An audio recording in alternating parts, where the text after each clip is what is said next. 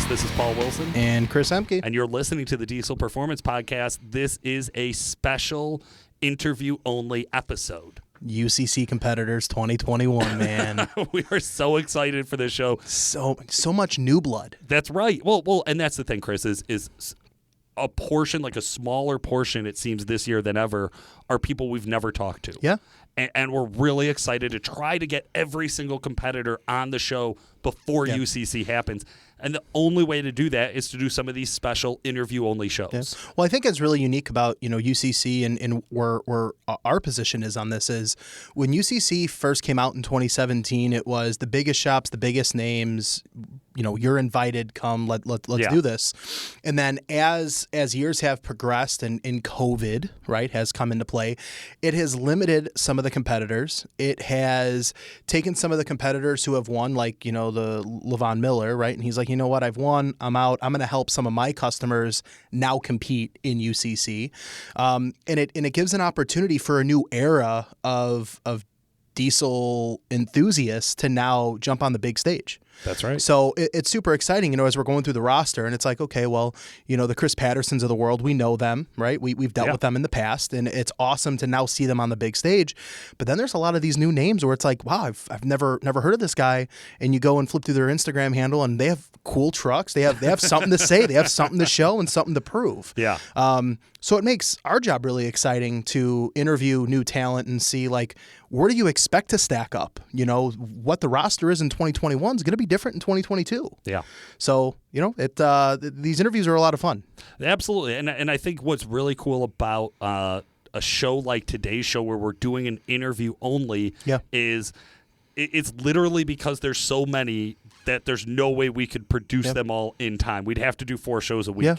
Yeah. So you guys are going to get to hear from some people that I think in years past might have gotten cut from our list just because we wanted to give them a chance to really kind of tell their story and talk a little bit about why they're going to UCC and talk a little bit about what their plan is, what they hope to accomplish. So without any further ado, let's dive right into it. Kenny, how the hell are you? I'm doing good. Just actually on a little bit of a lunch break, but that's not a problem. So we can go over if you want. I slotted some time for you guys. So, but besides work and stuff, doing great. Family's doing great. Work's going well. The truck is moving along. Had a couple hiccups, but we're still hammering out the details. So, still crunching through. I love it, man. And Chris, we always laugh about this. Nobody ever has a truck ready until maybe 3 days before the event, or maybe if you're really lucky, 3 days before you leave for the event. Yeah, that would be a lot of cushion. It's funny. I was trying not to be that guy, and it's just I'm turning into that guy. Kenny, everybody is that guy. Everybody is that guy. It's the only way it gets done. It's true. Kenny, this is your first year competing in UCC? Yep. Okay. We got to know why. What made you choose to do this? Oh man, I mean, I've even like when Diesel Power Challenge started, I was following that and watching all of those videos on the shitty live stream that they had running, and then once UCC came out, I told my wife, and I was like, I got to fly out there and see this. This is like nothing held back, the all out event, so I got to go. So I've gone to every Ultimate Callout Challenge every year. It's like my one, dad gets to fly away for the weekend and have his Ultimate Callout Challenge weekend. So, I've always wanted to compete, but I just didn't have the truck to compete. I think I've got, I've made the bar and I finally think I've got something to offer to the competition. So, that's why, man. It's my passion. I've been, doing this for 15 plus years, I think that we've got something that can make a hit out there. So that's why I want to go. Do you have a shop? Yeah. So here's the thing: is like my shop is like a small, like compact, attached to my house, building, but I've got mill, lathe, TIG, MIG. I've got like the capability of most shops out there and the tools to match. I've got machining equipment, fab equipment. I've got design, software. I'm very capable. Like I'm probably one of the few competitors that has tuned their truck, built the transfer of their truck, built the engine, built the roll cage 4-link, and designed the 4-link in CAD, like all of it. Just a couple months ago, I finally took a leap of faith and started to, have hardware tune the truck. So I'm a little upset I have to give away that pride saying someone else is tuning my truck now, but it's just gotten to a point of, every single cell and every single table has to be changed, and adding 2-step program and or launch control. And it's just getting so complicated that I just, let that one go and said, you know what, I'm going to let the professionals do it. So, yeah.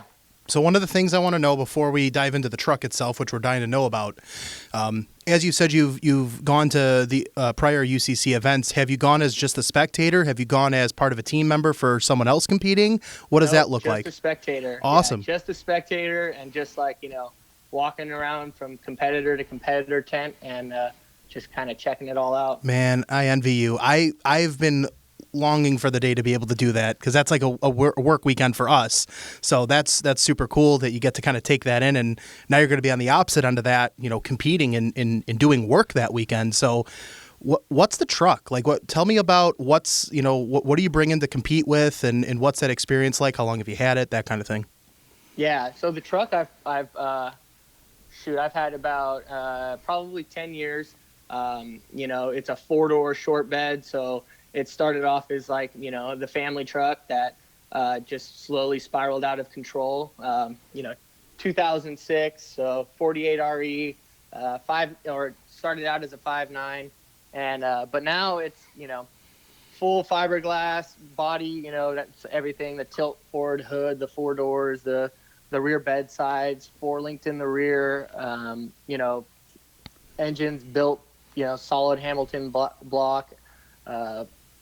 Freedom Racing Engines head, diamond pistons, Carrillo rods, kind of the whole bang. I don't know how deep you want to go into it. 48 RE was built by me. I'm just it's a 4-door short bed that's just been pretty decked out. There's still a couple more things that I want to do to it, to make it a little lighter. The whole rack and pinion thing that everyone's doing now is kind of has got me intrigued. To lose some weight there. Saw a video Levon did on Facebook or on YouTube not too long ago. The boys over at Firepunk did. Definitely interesting to say the least. Oh yeah. I'm just curious how it holds up in sled pulling. So I think I'll keep my eyes open and see how that works out for a couple of the competitors. So I know we were talking earlier, the truck as of now isn't fully together. What has the truck made prior power-wise, and then what are some of the things you're changing going into UCC 2021? Yeah, great question. So, the truck weighed it about 5,200 pounds, 5,250, so not too light, not too heavy, and we were running 9.3 in the quarter, which kind of puts it around that 1,100, 1,200 mark at the tire, I think, and non-load cell dyno is at 1,000, so nothing special at all. But we were fuel only, except for we had we gave it like an 083 jet on a super soft progressive tune on a maximizer, so a lot of conservative runs with it. But that was with an old S400, S500 kit, that dinosaur S500 that no one uses. So 91 mil cast compressor, 476 on the manifold, 87 wheel with a 1.0 housing, and we had a 115 on the AR. So that was an old kit. I was a little reluctant to get rid of it because I put a lot of time in the piping kit, and so if you ever see the truck, you'll kind of notice that I do the work really slowly, and it tends to be pretty nice looking. So I'm not one of those guys that kind of just slams it together, and I'll admit some of those kits, even if they don't look good, they make tons of power. But I kind of take in pride in the the aesthetics of it as well. So I try to take my time there. But now we're upgrading the kit thanks to Dynamite. They picked out some turbos for us, so we'll be running GT55 on the manifold and a GT55 paired with it as the atmospheric charger. We're going to be running some injectors that are punched out. I think they're probably in the town of 400 to 500% overs. Lenny doesn't really specify percent overs, but he does give you like a liter per minute at the nozzle and some flow sheets. So they're significantly bigger. So, man, it should be in that. Man, I hate predictions too, and I'm always a guy that says conservative predictions too, so I don't look like a fool. But I'm hoping 17 to 1800 horsepower, fuel only. If we give it a lot of nitrous, the turbocharger kit has some history, or the turbos have history, so they have proven to make more than 2,000 horsepower on those same chargers. So that kit should be UCC qualified. And I like that phrase. Yeah, right. So, we got two. Oh yeah, and then we went from two 10 millimeter fleece strokers to two 12 mil deep DDP pumps. So bigger pumps, bigger injectors, bigger Garrett chargers. I was running the 9.3s with a fully automatic. So you just put the truck in drive, launch it completely off the sprag, no low reverse band. Gray's Performance made a standalone, and it actually was controlling the transmission off the stock ECU. So we're going to change to a full manual valve body, or we did change to a full manual valve body with an anteater to control a shifter or a shiftnoid. So it'll be fully controlled by an anteater now, and a precision shifter will be shifting through them. So pretty much an air actuated precision shifter with a full manual valve body. So those are most of the changes. I'm trying to think of anything else. I mean, it sounds like you're really drilling into it to get after it, and especially when I hear you talk about getting lighter and changing up the trans setup, right, changing up the turbo setup. A lot of this sounds like trying to get faster at the track and bigger on the dyno. Yep. Okay, exactly. so I love that idea, because we've talked a lot about overall strategy for UCC. Is Friday you come in, you drag race, you get some qualifying, then you got some brackets you got to get through, and then you come down to the dyno. And the dyno seems to be this kind of mystery, this kind of black box that nobody's really, I think, has hard, fast knowledge on running real high horsepower trucks on somebody else's dyno. Because most guys showing up at UCC maybe have been on James Brendel's dyno, right? Yeah, or even just a Superflow dyno, but even just that specific dyno, and then knowing the window that you're going to operate it in, knowing how you're going to strap it down, knowing how to work the throttle, how to keep traction, the tire setup, all these things start to come into play outside of just your potential peak horsepower, right? Because I definitely think we've seen guys that were capable of making, or their engine was making more power than what their overall combined number was. What's your strategy on the dyno? So I'm going to be honest, like in California, where I'm from, there's no nice load cell dyno. The first, time we were going to have I think it's actually the UCC dynos coming out here for an event called Golden State Diesel Fest. We have like unloaded dynos over here. We've got a couple of shops that are, keep saying they're going to buy one, but no one does. So the whole strategy, like I'm kind of just going off of what I've heard. I honestly don't have a perfect strategy. I know that you probably want a little bit worn down, sun beaten tires. You don't want fresh, grips on there. I'm going to kind of say I'm going to watch a couple of other UCC competitors and see if they're loading up on the front side or the back side of the roller. People kind of do some homework there and try to figure it out. Also, like the nitrous too, you've got, people online just joking around like, I pump, all the nitrous in, no jets at, 10 PSI to get that torque number. And then you've got other people saying, they kind of string it along lighter. So I honestly, I want to, place well, but I don't want to, shit the bed on the dyno. So, I'm kind of going to go for that more conservative route. If you look at, the last couple of years, the people that, placed top 10 were those that were, consistent and didn't break and didn't, shoot for the moon on the dyno. And, well, I mean, the top 3 usually shoot for the moon and they make it. But I guess my plan is to be a little bit more conservative, probably have, a couple 136 jets and ramp it in progressively. And, that kind of lackluster response, but I think that's a smart strategy. I think we've heard a lot of guys talk about I'm gonna go in there and throw everything I got at the dyno and fuck it, whatever happens. And listen, we love that strategy. What we also find a lot though of Paul is we have one side versus the other side, and what that means is we have competitors that are very sled base oriented. Okay, and they're going to get on the dyno, and everyone has the same dyno strategy more or less. Yeah. But the skill set or the experience is heavily weighted dyno or drag race or sled pull. Kenny, have you ever hooked to a sled? Yep. Okay, so you actually have sled pull experience with this truck? Yep. So let's dive into that. What are some of the modifications? I mean, the way it sounds, getting the chassis lighter, getting the truck lighter, making more power. It sounds like you have the drag race side squared away. The dyno sounds like, you have an idea. You're going to do some more observation. But what's the plan for the sled pull? Sled pull is, I've been sled pulling for a couple of years at the local events. So, wow. It's going to be a little bit different here than there. So the ground, right, and things like that. Yeah, we have loose tracks that are kind of, they get wet down like right before, and they're not hard and compact. And, so we run like mud grips and a little bit more aggressive tire.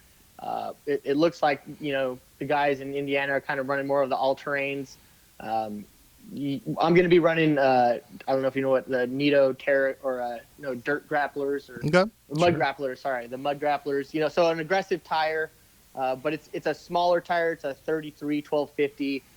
That's kind of due to the fact that we've got 373 gears in the back, and also I picked kind of a smaller tire just to be a little bit easier on the drivetrain. That's probably not the best in from a traction standpoint, but just to kind of light them up and keep them singing and keep the axles happy. But we will be running dualies in the back. So 6 1250 wide 33 tires are should hook pretty well. As far as like the kind of strategy to pull, I've kind of learned over the years, you don't want to boost that thing up, put it to 20 psi and let go. You want to do a slow ride into it. And, you want to go against the trailer, letting the truck, go into its power. Yeah, exactly. Because it's kind of like a burnout. Once you just start lighting the tires up instantly, it's easy to just continue doing that. So you kind of want to ease into it, is what I've found, and then kind of give it everything once you get a little bit of momentum going. That is the secret sauce, my friend. That's what I've learned over the years. Yeah. Yep. Now, you're going to be hanging weight, adding weight to the chassis? I mean, you have a light truck, so is there some... Yeah. Okay. So, yep, exactly. So I have 20,000 pound weights, that are that we'll strap in the truck. It's got a sled pull box up front, back in the rear. If you ever see any pictures of the truck, the 4-link that I designed actually has bump stops brackets mounted into it. So you just slap in these solid 2x4 bump stop that bolt in, and they're not just like bump stop, right? They are actually bolt in top and bottom, so they also take some of the load of the torsion on the axle away from the 4-link. So it actually goes frame to axle and prevents axle rotation there as well. Oh wow! And then the drawbar, custom drawbar, directly over the center of the axle and ties into the axle too on the bottom side on the adjusters. And that's all, completely, machined and TIG welded. So not, spent a lot of time on that, and actually made the drawbar from thinner material, which is, a lot of people were kind of, raised an eyebrow at me when I was told them I was making it out of 120 wall. But I've pulled with it, a couple times, and it's never had an issue because the math checks out. Like if if you use the right wall or right size material, you don't need quarter wall and everything. So, right. Kind of a smaller setup. I think I'm most impressed with the fact that I asked you a sled pull question after you having a lot of background in the drag racing, and then you came to me with a game plan. I really wasn't expecting that, Kenny, so I'm still trying to digest that, which I'm impressed. I love it. Well, I think it sounds like you're the type of guy who takes a lot of time to meticulously plan and think it through, and we've generally seen that be a common trait in the guys who succeed at UCC. Yeah, absolutely. Absolutely. So I assume, like everybody going, you expect to see yourself in a top 3 finish. Who do you think are 2 of the other competitors that might be up there with you? Oh man, I mean, top 3 would be a dream. But dude, the fire punk guys have got it down, right? They know the drag strip, they know sled pulling. Ziegler's truck looks insane. Mob scene, the giant Weimer on it. I think that's definitely a top contender. Also, I would say, who else? Let's see. Part of me I feel like we lost a whole bunch of key competitors, like the godfathers of UCC. Like Derek Rose, Sean Baca, Levon Miller. Armor Inc. Donovan Harris. So it's like I wish those are the guys that are the king of swing, and those are usually the people I'd put my money on. Now with the kind of newer guys, I don't know exactly who's going to win. I would just say that a fire punk truck is always a good bet. I don't know if trying to think of any other competitors. I know there's competitors that I think I'm going to be able to compete with that are kind of a more new to UCC. Who do you got your eye on? Well, it's funny because like I'm kind of going to be more competitive with the guys that are home built and kind of the like I have there's always going to be competition between me and the people that are like self builders, right? So I don't want to disclose. I think it's pretty. I mean, I would say it's the ultimate call-out challenge, man. Spit it out. Who are we calling out? Let's go. Grudge match time. Right, exactly. So I would say I would have a fun time competing, and I could probably compete with Josh McCormick out there, with Thomas Burrell, Turbo Tom, and then Chris Patterson and David Petrick, and all those guys. I think those guys would be kind of in my wheelhouse. I'm not probably putting down the same power as those guys, but I got a pretty good foundation. You heard it here. So. Kenny Bruner just called you guys small-time chumps. He's taking you out at UCC. No, none of you stand a chance. None of you. Kenny, let's switch gears a little bit, okay? Because, I mean, you have a badass truck. It's at an extremely high caliber. If it wasn't for that, you wouldn't be at UCC 2021. You're definitely more humbled, a little more modest than we would care for you to be, right? We want you to talk shit. But regardless of that, okay, you finish however you finish 2021, 2022 comes around, you get the invite back, and there are those big hitters back. Donovan Harris is back into the mix. Firepunk, they have an actual, like Levon's back with one of his trucks, or Derek Rose says, fuck it, I'm coming back. Are you going to compete in 2022? Would you even consider that? Because now that's, according to you, a wheelhouse that you're not at that caliber yet. Oh, fuck yeah. Okay. I'd compete, I'm doing it for me, right? And because the passion of it, even if I don't take home the W, I'm going to be definitely having a good time. You can count on that.